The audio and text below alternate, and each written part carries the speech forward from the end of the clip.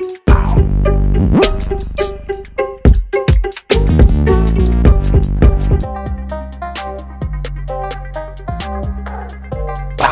up, everybody? Once again, it's Brand Man Sean, and I gotta talk about something that I feel like a lot of artists are misunderstanding, and that's lifestyle branding. Because I've heard a lot of artists say, I want to be a lifestyle brand. I'm creating a lifestyle.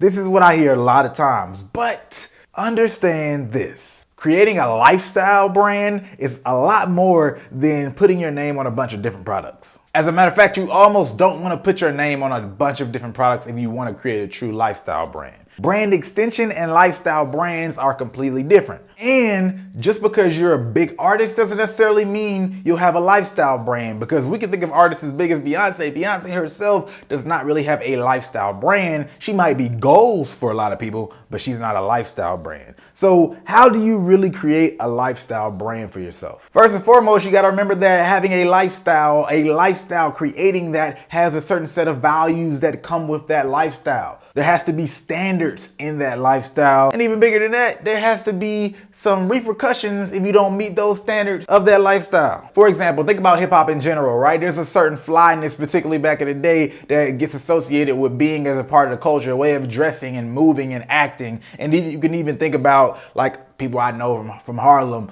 that always talk about being stylish, fly, looking good. That's what they're known for, apparently. So the standard in that situation is looking good, dressing fresh. And repercussions for not meeting that standard is oftentimes going to leave you to be roasted. It might not be extreme, but it is a repercussion. It is a punishment for not meeting the standard, and that creates culture. So for the lifestyle, there has to be a sense of culture. There has to be values of things people get, but there has to be a culture so people can associate and understand the law of the land if they're living that lifestyle. So let's think about a company like Starbucks. Starbucks was pretty revolutionary in America because they created that third place, a place between work and home, right? People go to Starbucks for meetings, they chill, they do other types of work. It's more relaxing than older commercial scale models that existed. They really introduced that on a mass level. So they have this expectation where you feel like you can just go and you don't necessarily even have to buy anything if you go there. We're not going to get deeper into the business model and how beneficial that is for money. But that was a complete paradigm shift when you think about all the other restaurants you might go to and they're like, yo, if you're not buying anything, you got to get out. But even greater than that, when we talk about community,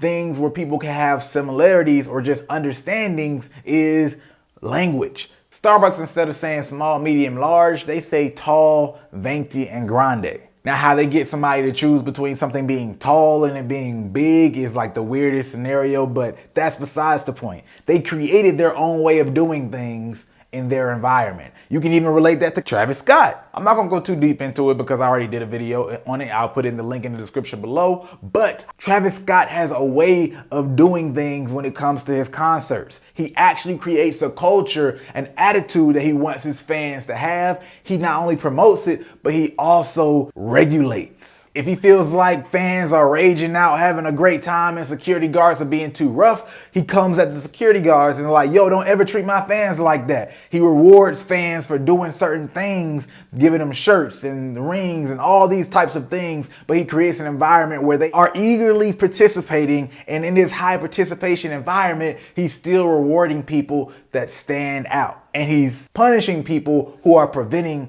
that from happening. He even called out his own homies, or maybe not his homies for sure, but some people in the VIP section for like just being on their phones as opposed to participating in the show. These are small types of things you'll see that are common in lifestyle brands, right? There has to be a way of doing things, and there's a community that gets formed as a part of that. So when we talk about building a lifestyle brand, think less in product, but think of yourself as being a living organism, a living brand ambassador for the lifestyle that you want to create. What does that world look like? Create that world, participate in that world, and you are a piece of it. When you think about lifestyle branding when it comes to a commodity like Starbucks coffee, right? It's not about necessarily how many different ways can we sell coffee from the branding standpoint. It's more about what type of people drink our coffee. We're not going to go get involved in all these other areas on the outside, but what type of people get involved in our brand in the first place? What type of people like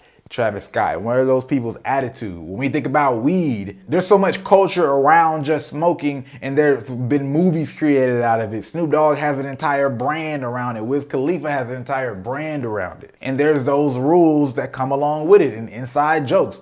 The puff puff passes. What does the rotation look like? How do you roll up? What's a bad roll up look like? So on top of the idea of just being an ambassador for the lifestyle that you want to be a part of and promote, understand that there's these other cultures that are already existing that you probably take some part of one or the other. And as you show your participation in these different cultures, it's not necessarily about you being the lifestyle brand. You're somebody who engages in a lifestyle. The lifestyle should be separate from the artist. The artist is somebody who lives that lifestyle. So create the world. What does that world look like? And involve yourself in that world. A$AP Rocky does a great job in terms of just showing that he likes to live a certain type of lifestyle. So if somebody is a fan of him from that standpoint, if I like to dress this way and I like to date model chicks and I like to move and shake, be at fashion shows, that's a certain world, that's a certain lifestyle and culture to be a part of. Your merch and those type of products are a lot more about your brand and a lot less about the lifestyle brand. So when we're talking about the lifestyle portion, think less about your personal brand and the community that you want to create and what type of people you want to hang around, be around, and have follow you. And that's it for now. Of course, as always, I would love to know you guys' thoughts. If you like this video, go ahead, hit the like button. If you like it, you might as well share it. And if you're not subscribed, you know what to do. Hit that subscribe button.